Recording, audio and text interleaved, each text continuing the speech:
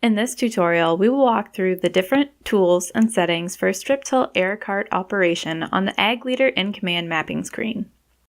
When applying fertilizer with a strip-till air cart, it is helpful to know where to locate the available settings and tools on the mapping screen so you can work efficiently and ensure proper application throughout the operation.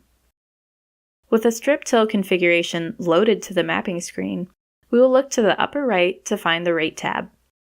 This tab will show the product name, units, target rate, and as-applied rate. If more than one product is set up for this operation, there will be a Rate tab for each channel. When using a product blend, verify that the shown target rate of the dry blend is what you actually want to apply.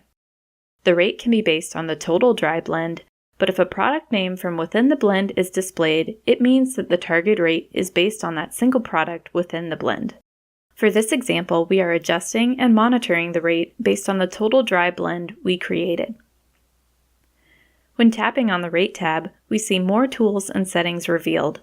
Starting at the top, we can select Target Rate 1 or Target Rate 2, Manual Control, Prescription Map, and Increment settings. Tap the wrench to open the Rate Control settings window. On this screen, we can set the target rate values, define increment values, and import a variable rate prescription if available. When these options are set, tap the Containers tab at the top. Here we can fill, empty, or specify the amount of product in the cart. By tapping the bell icon, we can set a container threshold amount and an alarm to notify you when the container reaches the defined amount or percent of product is left, so we know when to refill. Tap the back arrow to return to the mapping screen. To enter or adjust the product density and set the conveyor rate, tap the Settings wrench in the bottom right. This opens the Strip-Till Control Options window. This is where we can set the product density. The product density should be measured daily because it can vary by load.